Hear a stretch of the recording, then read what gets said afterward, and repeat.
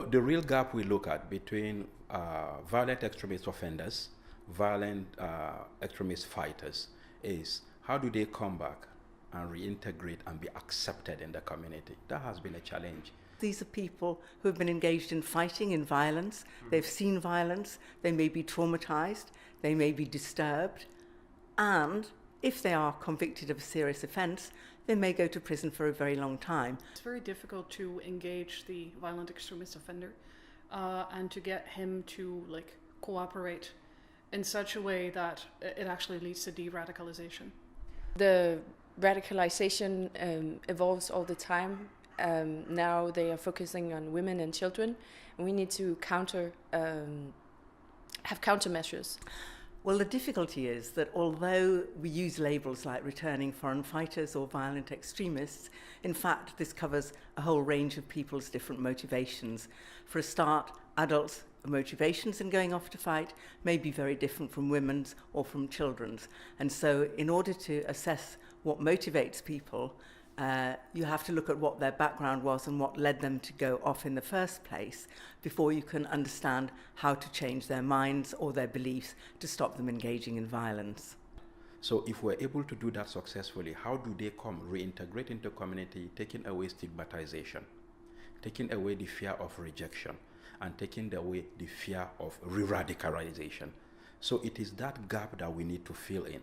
That's why it should be an onion approach. And that makes it should be wholesome. So we need religious leaders, we need community structures, we need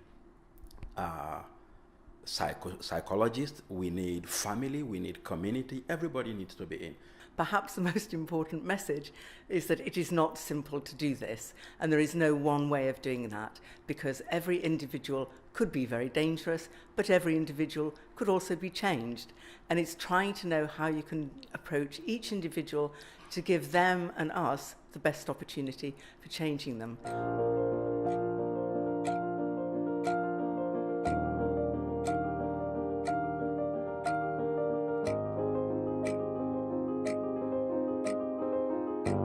It's an evolving scenario in every country, and looking at what are the best practices that are coming from other spheres.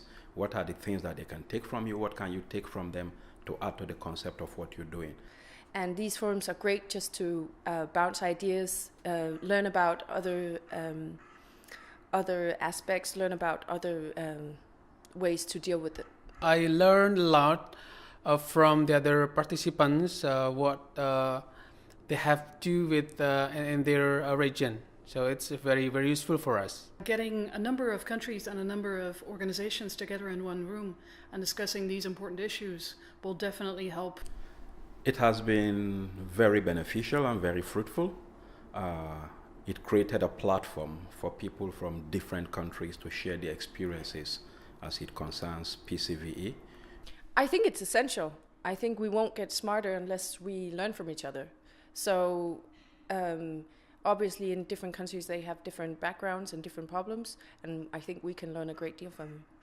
Well, I think UNICRI has brought together a huge range of different country experiences, academic experience, and their own experience. So I think that after the first session this morning, I wasn't sure that I would have anything very useful to add to what was already said about the work that UNICRI has been doing. So I think that they have a very, very good understanding of this difficult problem, and they're working with so many different countries to try out different programs and projects that I think that they have already added quite a lot to the knowledge base that we have.